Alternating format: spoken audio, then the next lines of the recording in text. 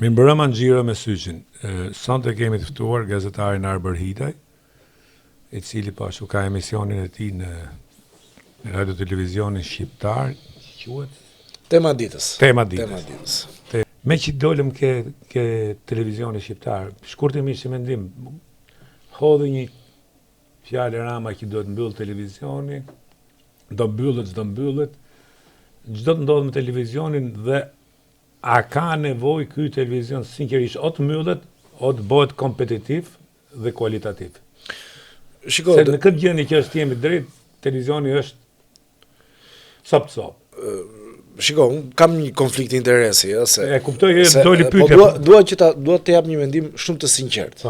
Pra ka dy shikime RTS-ja në optikën time. Është shikimi si jashtëm dhe pastaj shikimi nga brenda siç jam unë. U bëra gati 6 muaj dhe tashmë pak a shumë i evidentoj ku mund të jenë problemet dhe ku janë edhe, po themi, gjërat pozitive, sepse nuk ka vetëm probleme, ka dhe gjëra shumë pozitive. Të jemi të sinqert, Demalia, ka nevojë për një reformim. Kjo nuk ka diskutim fare. Reformim që është dhe tek ambientet, pjesa e jashtme, godina, teknologjia, por shkojmë edhe më thellë edhe te burimet njerëzore. Pra duhet një reformim i RTS-s, edhe kjo besoj din gjithë. Ka struktura të fryera, flasim për njerëz, nuk e di si është e vërteta, po kam dëgjuar që ka njerëz që kanë emrin borderon, nuk vijnë fare, dhe ky është një problem që ka qenë i trashëguar, nuk është një problem që u krijua tani. Absolutisht. Pra është ndër vite. Godina është shumë amortizuar, po ti është brenda, ka ndryshime, por më lejoni t'ju them që ka hapësira që ka lagështir, ndryshime kozmetike, por nuk ka ndryshime. Brenda ka probleme që edhe nuk janë mira as për syrin, po nuk janë mira as për jetën e punëtorëve. Kryesorja është si programe, do dalë nuk kanë impakt. Do dalë aty. Ka një buxhet shtetëror ky televizion. Edhe duhet një televizion kombëtar. Ore si levrohet kjo në mënyrë eficiente, apo është vetëm për të mbush xhepa simpatizantësh, miq, të afërmish, domethënë se që ka aty problem shumë të madh ka. Shiko, ka një gjë, Demalia, duhet të jemi sinqert edhe në këtë pjesë. E para, unë mendoj që ajo që tha zoti Rama ka të vërteta, por nuk është e vërteta absolute. Është zgjedhur një leadership i ri në krye të RTS-s, zonja Vasili, antarët e bordit, dhe unë mendoj që duhet jepet më shumë kohë që vizionin që ata kanë patur në momentin që kanë bërë prezantimin e tyre para bordit, ta shpalosin, sepse flasin për një institucion që ka me qindra punonjës, ndoshta mbi 1000, dhe automatikisht nuk është e lehtë, sepse një pjesë me statusin e punësit, pra nuk bën dot reforma në mënyrë kaq radikale dhe kaq shpejt, sepse të kthehet në bumerang, të jep një kosto financiare, sepse shkojnë në gjyq, ata fitojnë. Pra unë besoj që besimi që u dha zonjës Vasili dhe antarëve të bordit të vijojë edhe më pas. Pra të vijojë edhe të paktën një vit dhe aty të bëhet bilanci. U bë apo s'u bë gjëja që duhej bërë. Pra duhet më shumë oksigjen dhe pastaj të bëhet edhe kritika. Por ka një gjë, më lejo ta them sepse nga brenda, unë nuk besoj që radio televizioni publik mund të jetë kompetitiv me televizionet publike. Radio televizioni publik nuk konkuron dot me Big Brother. Radio televizioni publik nuk konkuron dot me stacione. Ore, pikërisht këtë do të na lënë se Big Brother për mua nuk ka ndonjë shembull që tregoj fatkeqësisht ignorancën e këtij populli që mbyllet dhe shef Big Brother 8 orë. Shiko, ajo është një gjë që i takon tregut, shumë mirë ka bërë media që s'kemi asnjë gjë. Pra komercializëm, pra sepse është puna kompetitiv. Nëse flasim kompetitiv, flasim për komercializëm, flasim për cilësi, flasim për kulturë, flasim për art, flasim për ekonomi. Krijoj cilësi këtë desha themo. Nuk cilësi. Unë kajherë kur e çoj ke radio televizion, duket sikur është radio televizioni i para komunizmit, bile vitet e fundit u moderoi çik, po i para viteve 80. Ka një modernizim, ka një ndryshim, për hitë së vërtetë. Se unë shikoj dhe bëj një krahasim me programet e tjera. Ka një cilësi. Pra, po nuk është shumë komerciale, dhe ndoshta kjo është ajo që ngatrohet me RTS-n, që mungesa e të qenurit komercial, pra RTS-ja deri diku mund të jetë pak rutinë si ekran, por është rutinë sepse nuk mund të futet në kompeticion me mediat e tjera private, sepse nuk mundet që të garoj me programacion, me produksione të mëdha. Por Demalia, më lejo të them vetëm një element. Për shembull te sporti, rubrika sportive në RTS, për mua është një nga rubrikat më të mira, më cilësore. Kampionati shqiptar që pasqyrohet atje është një nga më cilësore. Për ta mbyllë se ti edhe në konfliktit e rejse, për ta mbyllë, unë po t'jap shembuj sa dush, po kapim BBC-n, është me buxhet të mbretërisë, por aman, BBC-n e shofin 2 miliardë e gjysmë një ka një diferencë. Po pra. E kam parë. Po ta jap, BBC-a nuk shikohet në Angli, nuk është televizioni më i ndjekur në Angli. Është në më të ndjekur jashtë Anglisë. Nuk është kompetitiv BBC-a brenda Anglisë. Dakor, pra po funksionon, shifet brenda Anglisë. Po është i mërzitshëm dhe Malia. Dhe BBC-a për anglezët, pra BBC-a nuk shikohet në Angli. Nuk është e mediat më të ndjekura. Dakor, është njësoj si CNN-i. Edhe Rai, CNN-i, nuk është shumë ndjekur. CNN-i nuk është, po do të them që ndërtohet një bord dhe një strukturë që tjetë funksionale dhe mos tjetë abuzive. Nuk shkon njëri ke BBC-a të punoj, të marrë rrogën sa simpatizanti laboristëve apo i konservatorëve. Po nuk, shiko, tani se ky është dhe një mit, po nuk dua ndalem shumë e te kalojmë, po është dhe një mit që është krijuar. Të vështirë nuk besoj që ka njerëz partijak që i ka çuar një parti apo një parti tjetër, sepse në fund të ditës janë njerëz që kanë punuar në mediat kombëtare shumë mira, nuk po flas për veten. E përjashtoj Arbrin. Ka gazetar, kolegë që kanë punuar në Top Channel, në Klan, në media shumë serioze, dhe janë ata figura që kanë ardhur dhe janë dhe aty. Dhe automatikisht unë nuk besoj që i çoj partia te topi ose i çoj partia këtu. Jam që ta mbyllim këtë. Jam dakord me ty, një nga ata ti që cili ke pas sukses edhe kur ke një report. Po e heqim. Po, por problemi është që duhet krijosh hapësira, se është njësoj si një lojtar të madh futbollit, ta fusësh me lujt në palestër me portat vogla. E myt do hapësirë. Pra, do në kriju, tash kjo është kollaj se kjo është problemi është që ky këshill i televizionit që mbledh, duhet krijojnë strukturë, duhet krijojnë një menaxhim efikas që mos ta abuzohet, se dihet që ku do me parë në shtet ta abuzohet. E di të them, e di si mendoj unë. Tash ta harxhosh parë, tash më vjen keq, unë i kam pas zyret jo vetëm televizionit, por edhe të administratës këtu.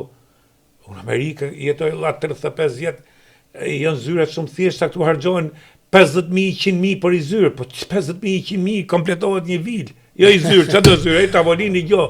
Don se bëhet abuzim me lekun. Shiko, do ta them. Sa ajo bë 10.000, se shkruaj 30.000 se nuk e dhe. Kurse televizionet private i dhem se është leku vet. Një mënyrë që të jetë kompetitive për mua mund të ishte edhe heqja e statusit të nënpunësit civil për ata që janë atje punonjës, sepse në momentin që ti je me kontratë, siç është një gazetar ose një punonjës mediatik në privat, ti angazhimin e ke maksimal, sepse mund të të heqin shumë kollaj nga puna, nëse ti nuk ke performancë. Pra, matje performancës dhe më pas, nëse se përmbush ato performanca, ato kriteri që të ka kërkuar puna, pse një pjesë si ku do në botë. Por gjithsesi mendoj një gjë. Mendoj një gjë, edhe partit politike, të cilat e kanë dëmtuar RTS-n ose kushdo që ka qenë qeverisë, ka dhënë kushdo, nuk po them. Mendoj që nuk e kanë patur seriozisht, sepse po ta kishin seriozisht, e kanë ngarkuar RTS me borxhe, pra është një situatë e komplikuar, nuk është aq e thjeshtë. Megjithatë, unë mendoj që të jepet pak më shumë besim drejtuesve aktual dhe të paktën pas një viti, 2 vjetësh të bëhet një bilanc serioz dhe pasaj të vendoset si do vijohet. Pra, do kohë implementimi i vizionit të një drejtuesi. Po bëhet prapë zhurmë e madhe për reformën drejtësi. Jo nuk dija ka në i vend tjetër në Europë, në botë, që mas çdo zgjedhje bëhet reforma territoriale. Çfarë të re do të sjellë kjo reformë në një kohë që opozita thot hym e herë sym, herë dalim e herë rrim, dhe në fund tash më pranuan që të hyjnë në komision, dhe fundi dihet, këto kanë shumicën, do të vendosin, dhe çfarë përfiton opozita në gjithë këtë zallamahi që bën, dhe në fund ngren fortunë gotujtë dhe në fund ulet dhe i thot po do vim. Dhe edhe pse do të jenë kundra, nuk kanë asnjë fuqi. Për çfarë bëhet gjithë kjo? Atëherë Demalia, ose çfarë do të ketë ndryshe kjo reformë nga territoriale, ose çfarë do të bëjë që të jetë ti t'jenë zgjedhje të rregullta në mënyrë, ë? Unë kam qenë gazetar terreni dhe kam ndjek me vëmendje reformën e parë territoriale në vitin 2015, kur konkludua. Ka patur mbi 370 njësi bashkiake, bashki, komuna, Shqipëria në atë periudhë kohë dhe u bën 61. Për hitë së vërtetës ishte një gaf e patolerueshme mos pjesëmarrja e Partisë Demokratike në atë komision që u bën atë kohë me Bledi Çuçin që ka qenë kryetari i komisionit dhe ministër për pushtetin lokal. Dhe përse duhet të jetë opozita? Sepse kjo është shumë e rëndësishme. Do t'ju citoj vetëm disa fakte përse duhet të jetë. Kanë qenë mori pjesë PDU-ja në atë komision dhe insistoi që duhet të ishte bashkim në vete Konispoli, meqense ka një numër të lartë me popullsi çame. Dhe u bë Konispoli bashki dhe kemi bashki. Ndërkohë, insistoi PBDN-ja në atë periudhë kohe, në bashkëpunim, sepse zoti Dule, pavarësisht se tani ka kaluar me Partinë Demokratike, po në atë kohë ka dalë deputet nga listat e PS-s, për gjithë ata që kanë harruar. Madje nuk e fitoi dot mandatin, ka qenë një lloj shkelje syrje zotit Rama që kaluan vota nga PS-ja tek ai në 2013.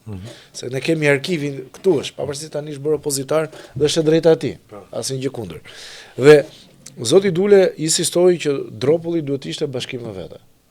4 fshatra, 5 fshatra të Dropullit që janë me zonë minoritare. Në Gjirokastër u bë bashkim me vete, edhe pse bashkë me zotin Tabo në atë periudhë kohe, që ishte te LSI-ja, edhe pse ishte një zonë me shumë pak banor. 4 ose 5 fshatra gati të braktisura. Dhe u bë bashki. Insistuan që të ishte edhe Finiqi, që gjithashtu ka një komunitet grek, minoritet grek, edhe u bë dhe Finiqi bashki. Pra, kush donte negocioi me Partinë Socialiste. Edhe akoma është Finiqi bashki. Është bashkim më vete. Edhe pse me Sarandën e ndan një rreth rrotullim. Po. E kupton, dhe janë shumë afër dhe përveç asaj nuk ka pothuajse fare banor, është një zonë gati e braktisur. E di. Dhe duhet mbahet me taksa, po nga shteti nuk paguajnë taksa sepse bashkitë duhet paguajnë taksa etj. Pra, që do thot kush ishte në atë tryez, kërkoi dhe mori diçka. E mori për kalkulime politike, e mori për simbolike, po dikush mori diçka. Me pakta Partia Demokratike duhet të jetë atje, sepse duhet të ngrej zërin e saj dhe të thotë, nëse për shembull Lezhë ndahet në shumë bashki, i heq ndoshta Partisë Demokratike një lloj pushteti ose Shkodra, që janë zona që fiton e djatha, mund të heqë zona që ajo ka pushtet elektorale, dhe nëse bashkohet një komunë ose një zonë bashkohet me një bashki që ka PS-ja, që merr PS-ja vota, asaj heq vota, pra hiq diçka këtu, hiq diçka atje, mund të heqë një deputet nesër, 2 deputet nesër. Pra shumë e rëndësishme që të jetë. Edhe shumë e rëndësishme që shikoj procesin. Po me këtë fuqi numrash që ka. Shiko, zoti Rama nuk e bën dot vetë. Jo, nuk e bën dot vetë. Duhet një bashkëpunim. Pra nuk është Jo, e kuptoj se bën vetë. Pa ato do të kërkojnë, ky do ja plotësoj kërkesat, mund t'i japin ai jogur thotë sa me. Shiko, po kjo pra është e mira e të qenurit në tryez. Po mirë, më ndigjos kuptoj, përse ne pas çdo zgjedhje duhet bëjmë reformë zgjedhore, reformë territoriale, reformë territoriale është hera 2 që do bëhet. Po i të së vërtetës ka 2 përplasje. Partia Demokratike thotë që duhet të rritet numri, nga 61 të shkojë në 90. Ndërsa Partia Socialiste thotë shkojë te 36. Pra, jam dakord, por 36 ka qenë kohë. 90 është abuzim. Ka qenë në periudhën komunizmit. Pra është një shifër që nuk është një gjëre, aq ka qenë 36. Aq duhet të jenë 36 di, aq 36 rreth kanë qenë. Partia Demokratike thotë që duhet të hiqin, shkrihen qarqet, se janë 12 qarqe dhe nuk funksionojnë pothuajse fare. Çfarë bën qarku? Pse duhet të jenë 12 qarqe? Dhe flitet që mund të jenë me 2 qarqe, mund të jenë me 4 qarqe, pra Shqipëria Jugut, Juglindja, e Mesmja dhe Veriu. Por shiko, është shumë e rëndësishme që Partia Demokratike të jetë për të mos ta lënë Partinë Socialiste, nëse ka një qëllim të fshehtë, që ta bëjë një hartë territoriale që mund të përshtatet nesër me hartën zgjedhore, sepse në bazë të hartës territoriale ndahen mandatet. E mor vesh. Dhe duhet të jetë atje. Por mbi të gjitha nuk është ky qëllimi. Shiko, mbi të gjitha qëllimi është që të ketë shërbime më të mira për qytetarët. Pra, a do marrin apo jo shërbime më të mira qytetarët? A do ketë më rrugë të bllokuara? Sepse në këtë rrugë ka shërbime të mira? Jo. Dhe ka dhe s'ka. Për shembull janë disa zona malore, sepse flitet ekspertët ka shumë variante. Ekspertët thonë që janë disa zona malore që duhet të jenë bashki rurale. për shembull Thethi nuk duhet të jetë më bashki që ta ketë qendrën në Shkodër, po duhet të jetë Normal. bashki rurale më vete, sepse nuk do të vinë makineritë e punonësit e bashkisë nga Shkodra të vënë pastaj rrugët në Theth. Ose në Bog, ose në zonat të tjera. Pra duhet të jenë vetë ata që të kenë burime të merren me pastrimin, me tjetrën e tjetër. Po këtu pastaj lind diskutimi i pjesës që ka të bëjë me buxhetin, se a kanë ata taksa mjaftueshëm sa të mbajnë veten. Pra ka 1001 kombinime, por e para punës nuk ka një studim të qartë për të kthyer te pyetja jote, se e bën pak teknike. Nuk ka një studim të qartë. Kjo reformë territoriale që kemi ka dështuar apo jo? Sepse ka disa bashki, Demalia, që kanë qenë shumë prag shpalljes së falimentit. Janë me borxhe, kanë borxhe ndaj Yselsit, kanë borxhe ndaj OSHE-s. Pra nuk paguajnë energji, nuk kanë paguar ujin. Pra kanë të ardhura shumë të ulta në muaj. Pra janë bashki që nuk bëjnë dot mbledhjen e të ardhurave. Dhe janë bashki shumë të rëndësishme që kanë qenë dhe prag falimentit. Pra nuk merrnin dot bashin. Përse? Për shkak buxheteve apo për shkak të keq administrimit apo ta themi të korrupsionit? Keq administrimi, po jo korrupsion, se s'bën dot korrupsion me mbledhjen e taksave. Ose edhe mund të bëjnë, nuk e di po. Jo, mënyra si i menaxhon gjithë buxhetet që Unë besoj që ka qenë, t'i themi siç janë gjërat. Bashkit kanë burime njerëzore shumë të dobta, Demalia. Nuk janë kompetitive. Pra bashkit në zonë rurale, po të marrë bashki... Jo, mos flas përgjithësi bashkit. Bashkit janë të dobta, në përgjithësi duhet ta themi atë. Kanë burime njerëzore katastrofale. Janë burime njerëzore që nuk performojnë siç mirë në aspektin ekonomik, kanë resurse natyrore nuk din t'i përdorin, kanë kala, kanë kështjella, kanë zona muzeale. Samasolla këtë kalas. Kalaja lezhë, si çka konflikti ngrehet. Kalaj s'është fare funksionale, nuk fare. Po megjithatë Pierin Ndreu ka bërë kampar. Jo, po nuk është fjalë Pierin. Ka një performancë të mirë, nuk e njoh. Jo, e ka rregulluar kështu, nuk është fjalë Pierinit. Jo, dhe ka dhe performancë financiare sepse ka ka Shëngjinin, ka Shëngjinin, ka këtë, ka bërë sheshin aty ku është varri Skënderbeu, kishin bërë shumë bukur, se Lezhë është qytet interesant, se po kalojmë nga tema. Por ku është konflikti?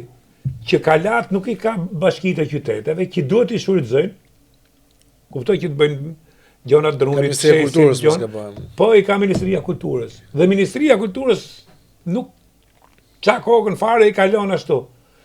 Po t'ja lejnë bashkive, bashkitë i kthejnë burim të ardhurash. Se kishte ide Pierini. Mi po nuk e ndajnë dot këtë, kanë të vështirë shumë me nda, kuptoj? Se secili e kujtoa pronë e vet.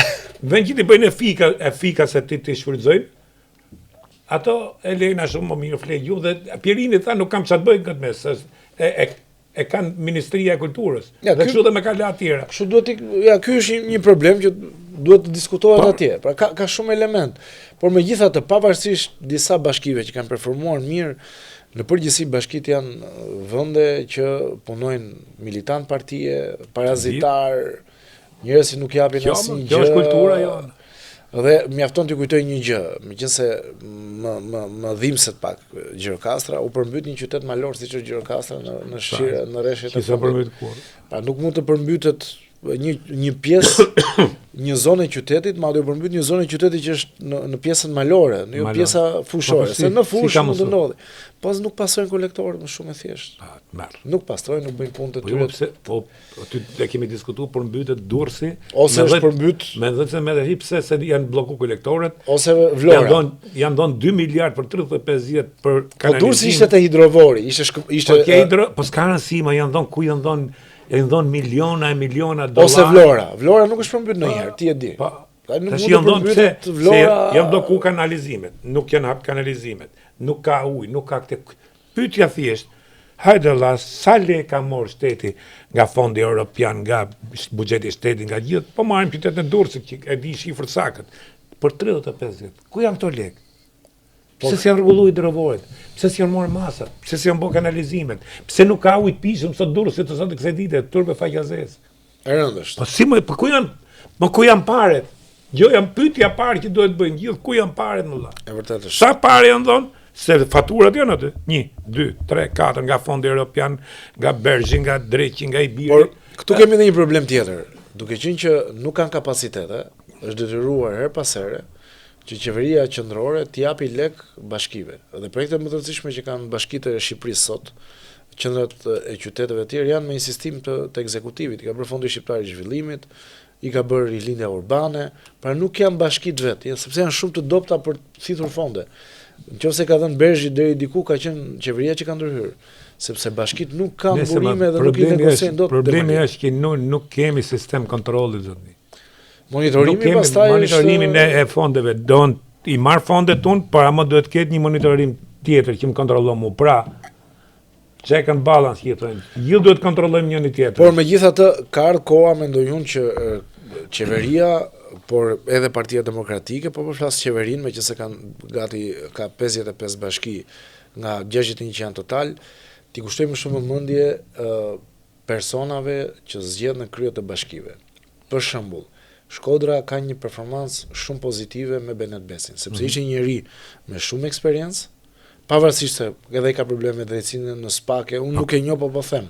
Pra është një njeri që di të bëj projekte, di si funksionojnë. Ka bë projekte të mira. Dhe po i bën gjëra Shkodrës.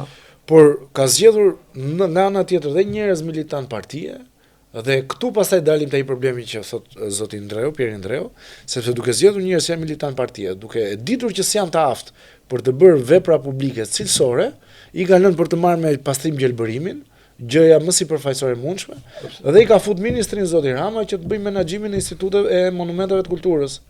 Sepse ata nuk kanë kapacitetet të duhura dhe nuk kanë as vullnetin, nuk kanë as dëshirën për të bërë punë përtej pastrim gjelbërimit.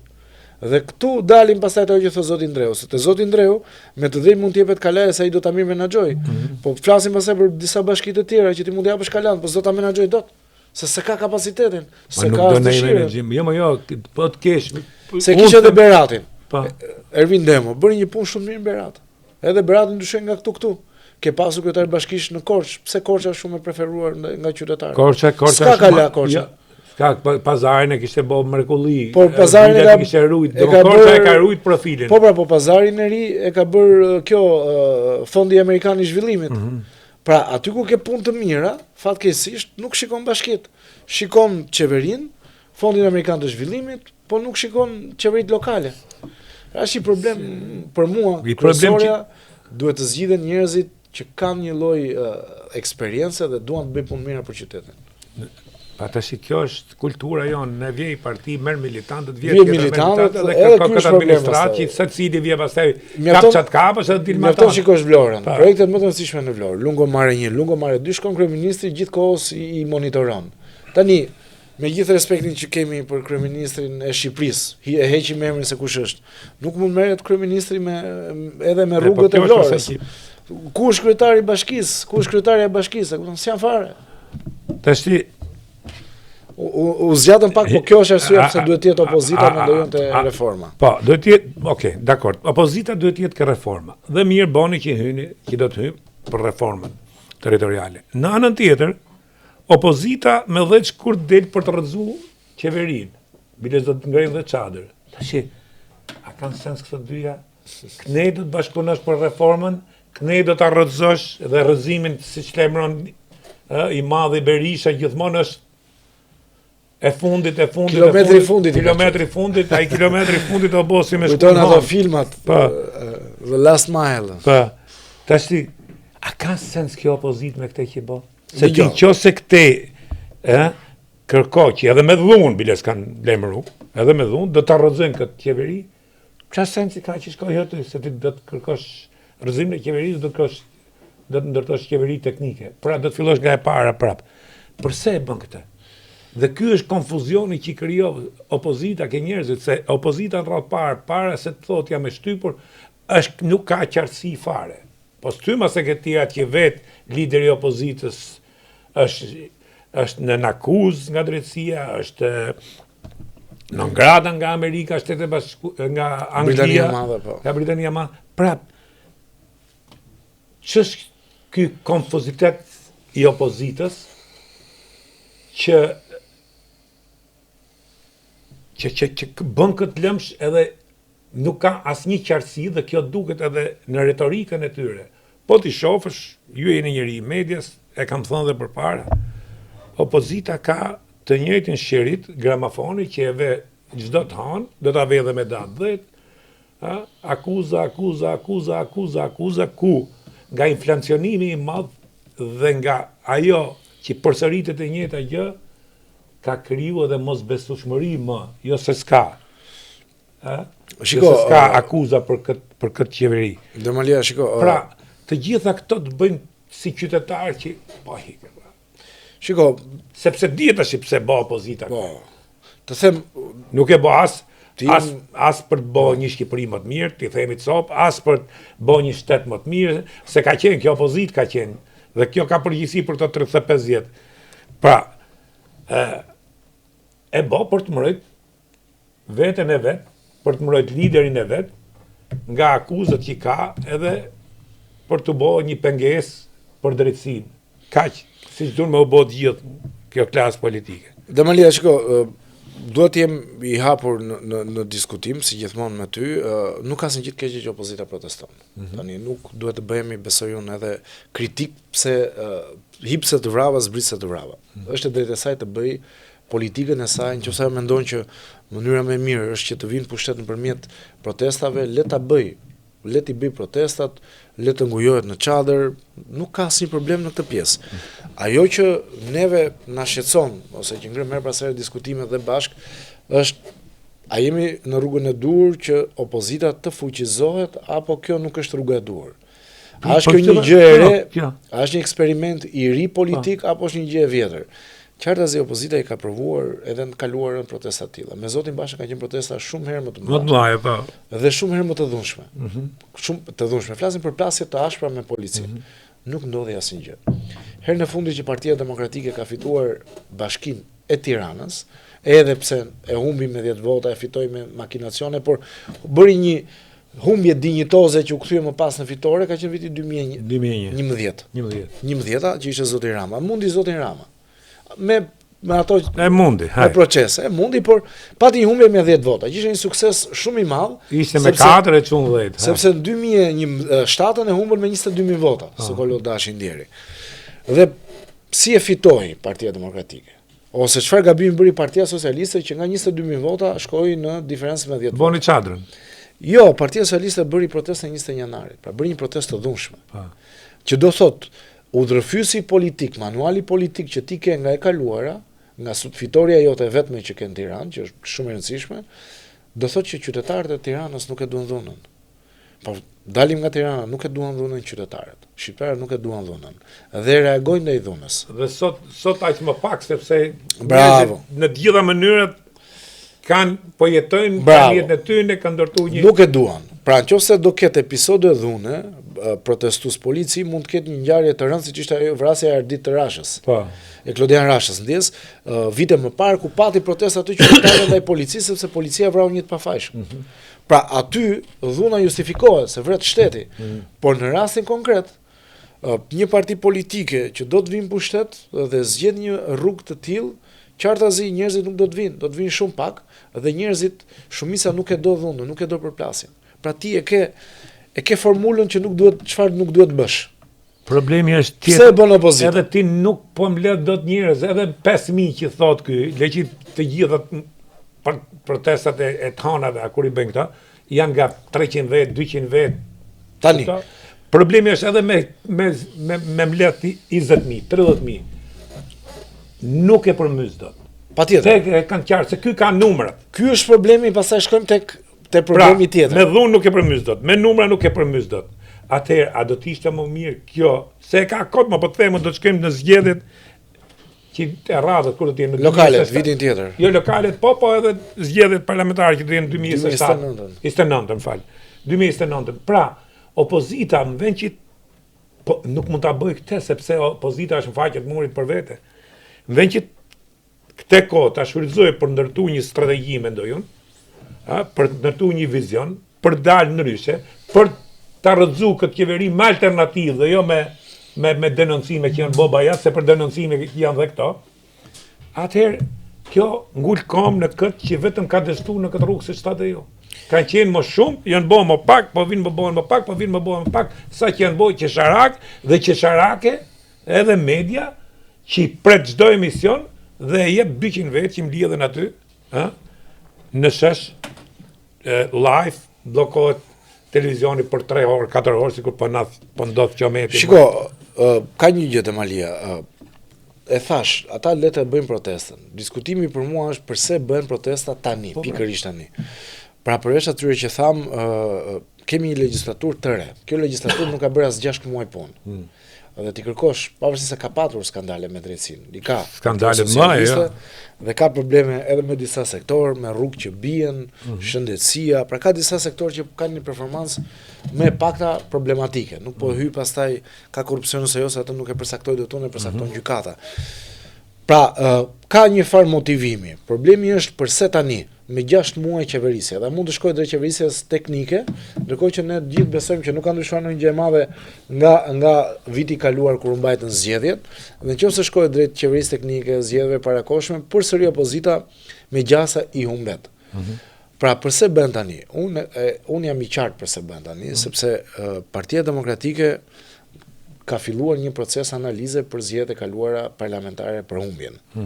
Një proces analize që do kulmoj në prill me zgjedhjet e brendshme. Zgjedhjet e brendshme në parti. Pra, vazhdon fragmentarizimi i opozitës. Do përcaktohet qeverisja e Partisë Demokratike 2026-2030. Pra, ekipi drejtues i PD-s. Dhe unë besoj që kjo është strategjia perfide që ka zoti Berisha, duke bërë radikalizim artificial të situatës. Ai certifikon, e bën më të lishme dhe jep identikitin e atyre që do jenë qeveritarët e PD-s 2026-2030. Pra, qartazi zoti Berisha përcakton identikitin, i cili për mua do jetë identikiti njerëzit radikal. Pra, krau radikal do jenë ata që do ta kenë më të lehtë të jenë përsëri në drejtim të Partisë Demokratike dhe për 4 vite që vinë. Dhe gjithë ky tensionim, gjithë ky radikalizim që bën situatës, qëllimi në thelb është që këta që janë të besuarit e tij, këta që janë krau radikal i tij, të jenë nesër në poste drejtuese në parti. Vetëm kështu zoti Berisha e ka më të lehtë të justifikojë, edhe pse ata janë humbsa, pjesa më e madhe e tyre, janë figura të vjetra, vetëm kështu zoti Berisha justifikon rizgjedhjen e tyre në kryesi, në Këshillin Kombëtar, dhe vetëm kështu do ta mbaj pushtetin në PD, duke mos lejuar zëra kritik, duke mos lejuar zëra të pushtetin PD e majmë do e maj deri kur të japi frymën e punës. Jo, punës. Po ka një gjë. Problemi është a bëhet alternativë ky për Jo, Demalia, prit pak. Se ka një gjë, nëse ai e hap partinë dhe fut figura të reja shumë, automatikisht në fund fare do duhet ikë vet, sepse do bëj stonatur, por duke mbajtur të njëjtat figura, duke fut edhe figurat e reja, i vinë vërdall, po nuk godasin Berishën. Pra, edhe figurat e reja dhe këto që largohen, po ta shohësh vinë vërdall për të zëvendësu mulin, edhe për të zëvendësu, po prapë me Berishën arriti puna që na doli edhe ky Hasimja, Malasimja, na doli dhe Malasimja tash që thot një tryezë për bashkët, po si çfarë sensi ka tryezë për bashkët, këto që ishin kundër sistemit gjoja, me gjithë tikun, se më duket e kanë marrë dhe tikun tash. Po, thonë që e kanë marrë dhe tikun tash. Pra, e gjithë kjo i ka dalë boja kësaj pune, që këto njerëz nuk kanë qëllim as për kundër sistemit, as për të bërë Shqipërinë më mirë, që Shqipëria të bëhet, që del ai. Këto kanë qëllim për të hyrë dhe për të marrë një karrige politike dhe për të arritur qëllimet e veta. Fare nuk e kanë, se ai që ka qëllim, ai nuk lëviz, sa herë ne dhe lëpinat e që ka bështydje. Pra, vim edhe kjo të rrje, si mund bëhet, kur zot do t'jetë Berisha, ato thojnë partit, pa 90% e asaj tavoline që do bëhet, janë Partia Demokratike, do të thotë Berisha. Pra, Berisha do të vendosë dhe është normale, si do vishtit më imponohesh mu, qose unë kam fuqin, po deshe hy, po deshe mos hy. Pra, ato do të pranojnë këtë bashkim, gjoja për të rrëzuar Ramën, edhe për të marrë në i premtim nga Berisha për zgjedhjet e ardhshme, ku sa do të bëjnë për zgjedhje lokale që janë vitin tjetër. Por megjithatë, unë insistoj në një pikë Demalia, dhe këtë kam shumë serioze, pavarësisht kësaj që thuat ti dhe unë bie dakord, por ka një grup të rinj, të cilët qartazi nuk e duan Berishën. Pra, përkulen sepse e shikojnë si një mjet për të patur një rritje në karrierë, por ata nuk e duan. Dhe në momentin e parë që Berisha mund të ketë, ose këta të jenë shumicë, dhe Berisha të jetë sadopak pakicë në PD, ata e largojnë. Dhe kjo është frika që ka Berisha. Kjo do të ndodhin kalendat greke, zotni. Nuk është lë partin Berisha dhe prandaj po të them këto që mendojnë që do të bëjnë këtë reformim, ose do të bëjnë këtë ndryshim, ose do të rrëzojnë qeverinë me Berishën, e kanë këtë kjo të Po nuk e mendojnë, nuk e kanë seriozisht. Nuk kanë as vizion. Po ti e di që nuk e kanë seriozisht. Nuk kanë as formim, po kanë seriozisht. Ore njeriu matet nga ajo çka bë, se çka kanë mendi ose di. Por ka një gjë. Unë për shembull nuk i besoj këtyre. Por ka një gjë. Për mua bile këto janë të ri, në mosh, po të vjetër, më të vjetër se të vjetrit. Shiko. Ti kap gjithë të rit KPD-ja. Ti kap gjithë të rit këto që mendojnë që këto artistë me agron shejaj, me kujta dion. Ai ishin këta pjesë e kësaj. E para herë këta kanë një herë shumë pikpyetje rreth vetes. Për kap këto partitë e vogla, agron sheja ka shumë pikpyetje rreth vetes. Si erdhi politik, si hynin politika, hynin me para. Ky llape ka shumë.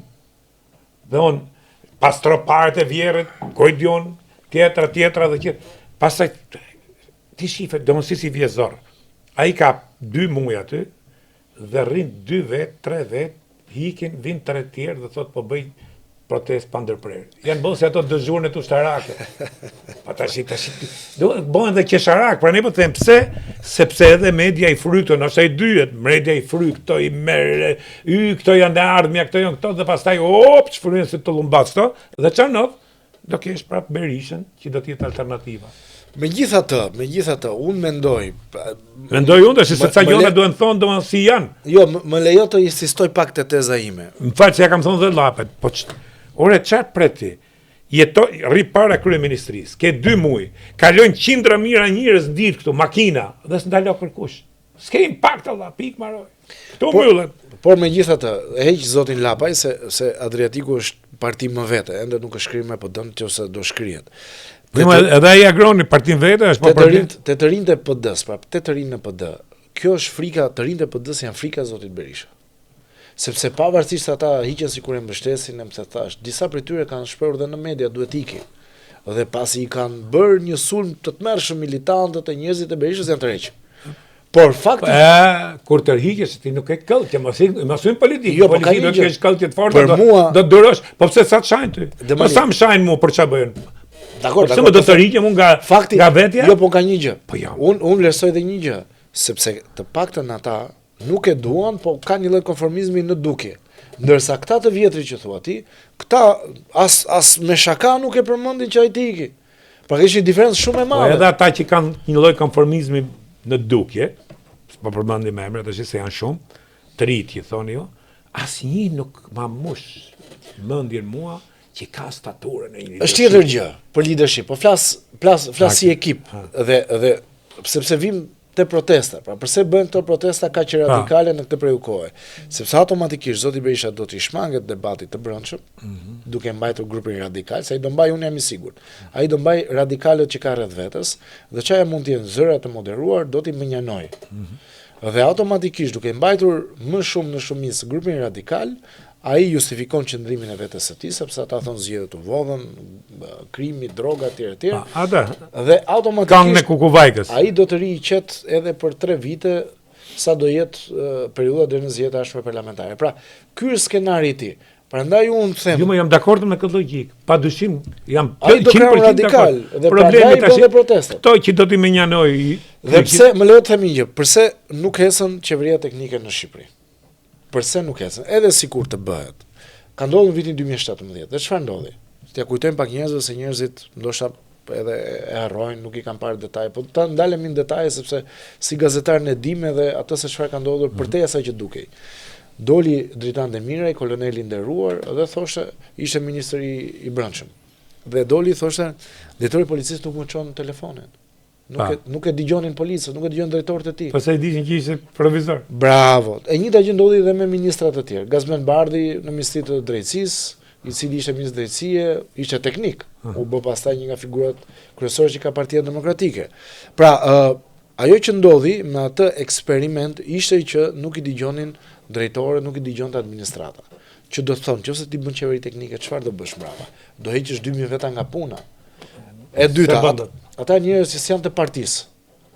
Pra ata që janë me status në punësi civil, do heqësh 2000 veta nga puna, i bie të shkaktosh një dëm shumë të madh ekonomik ndaj vendit, sepse ata do shkojnë në gjykat, do fitojnë. Dhe e treta, ti do fuzësh njerëz të rinj në administratë, njerëz jo politik.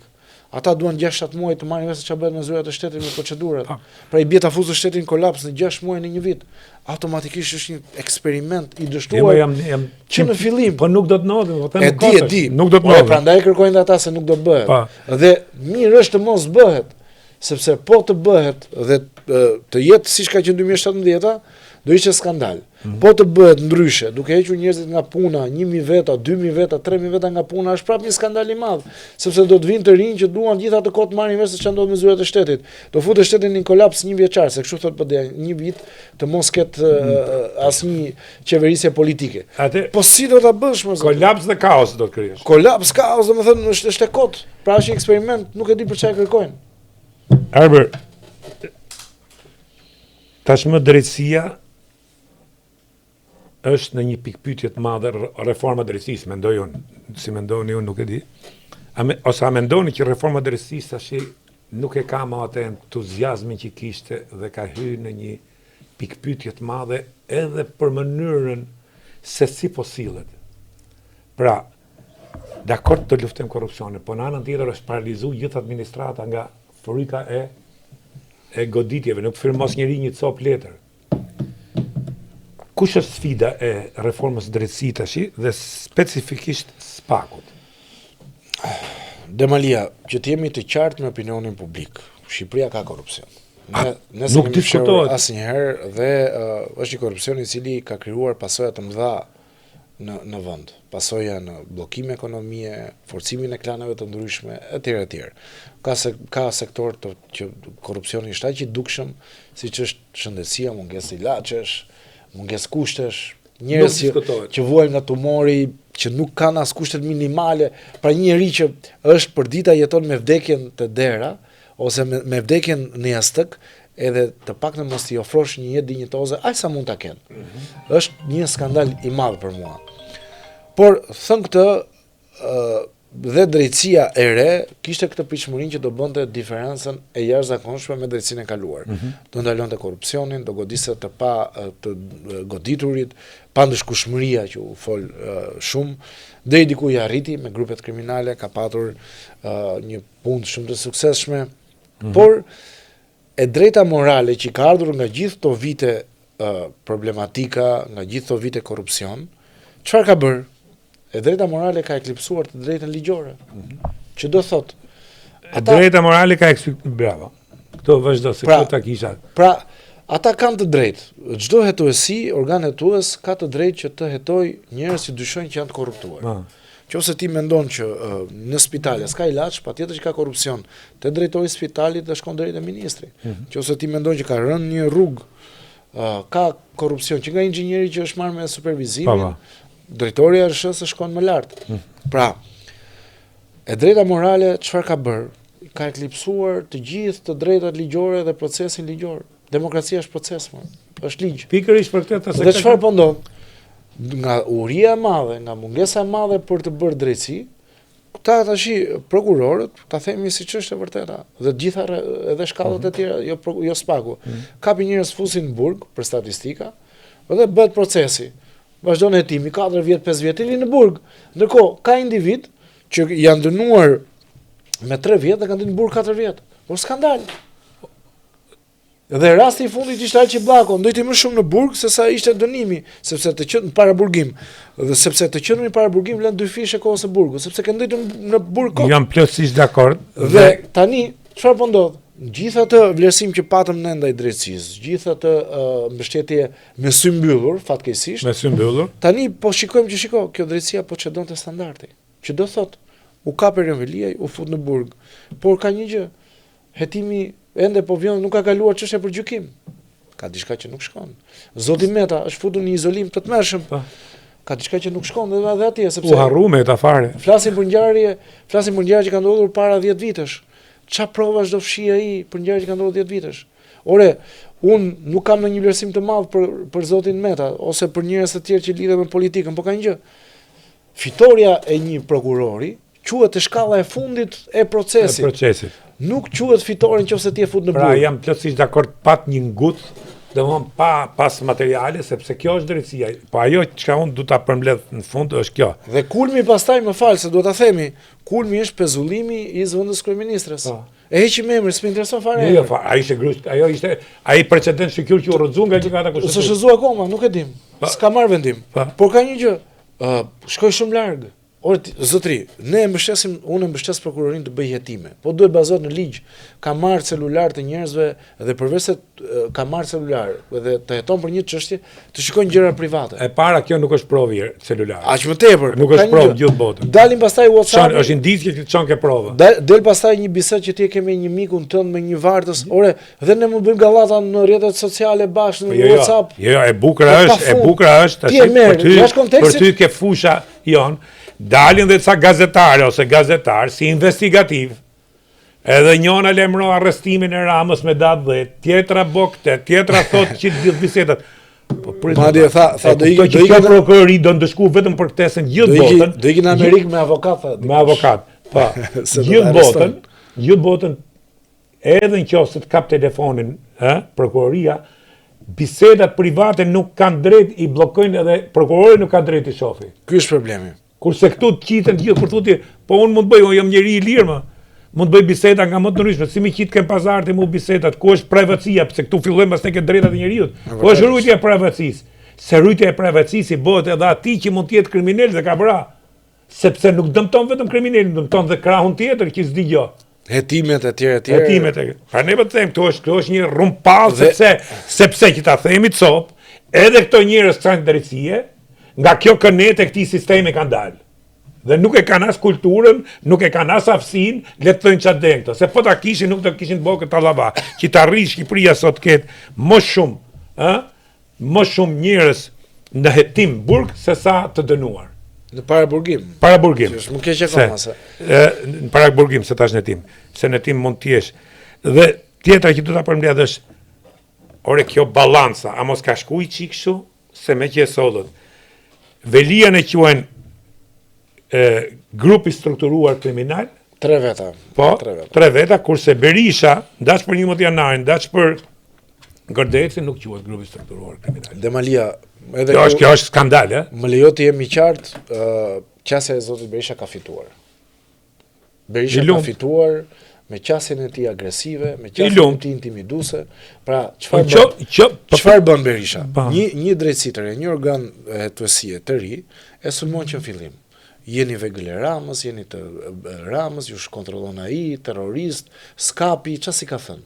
Dhe i ka funksionuar. Ata janë intimiduar. Janë intimiduar, zoti Berisha ka probleme me drejtësinë, po janë probleme që nuk i rrezikojnë asnjë. Edhe të afërm të tij që ishin në arrest shtëpie janë liruar. Dhe në opozita, përveç zotit Meta, nuk ka as... Që s'quhet opozita, është i majtë. Ata, dakord, u rreshtuan në opozit. Pra, nga opozita, përveç zotit Meta, nuk ka asnjë të burgozur.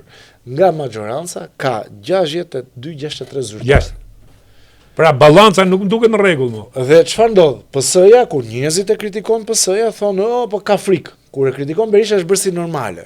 Ka fituar në këtë pjesë. Bravo që ka fituar për shkak të asaj që thashun, po e themi më e pakta e mos janë intimiduar prokurorë dhe gjyqtarë të GKK-s. Po çfarë prokurorë janë intimiduar? Për mua janë intimiduar, sepse ka një gjë. Atëherë kjo do të bëhet si model taktika Berishës, agresivitetin ndaj drejtësisë. Po, dhe çfarë ndodh kur e thot Rama, shumë but, për shembull e tha zoti Rama këtë betejën e re që ka filluar për pagat, ku gjykatësit i kërkojnë me dhunë që të rrisi rrogën.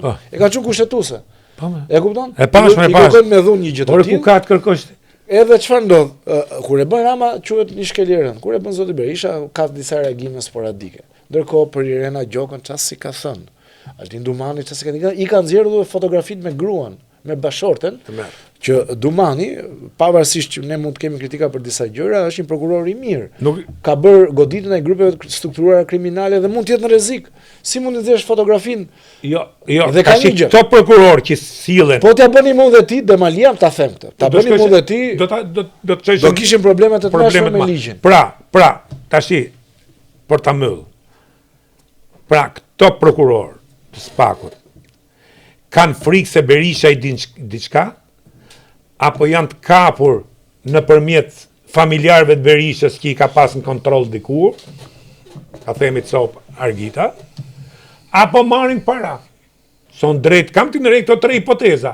Kur kjo prokurori sillet me një double standard të tillë, që ai i masakron çdo ditë që shkon atje, e ças si qit, e ças si thot, e ças si bë, dhe tjerë pse kërkojnë një drejt normale, këto i kapin dhe i rrasin që li edhe nuk kanë mend me i qitë mos të qisin, po ta provojnë ajo që theti përfundimi do të jetë. Në fund Dhe shumë prej këtyre do dalin pastaj nga gjykata Strasburgut për proceset pa rregullta.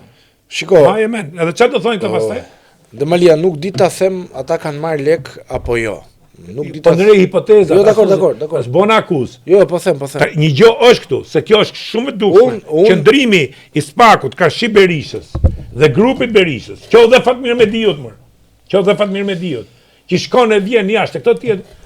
Unë shumë për dyshu për një double standard ose për një qëllim politik që bën Spaku. Unë mendoj këtë gjë. Nuk doja ta besoja kurrë dhe nuk besoj që është vërtet që ata janë të kapur nga zoti Berisha apo nga e bija e tij. Sepse kjo do ishte katastrofë, nuk e besoj. Se kjo do ishte katastrofale. Unë drejta hipoteza. Jo, dakor, po i marr me radhë hipotezat. Unë nuk e besoj këtë gjë.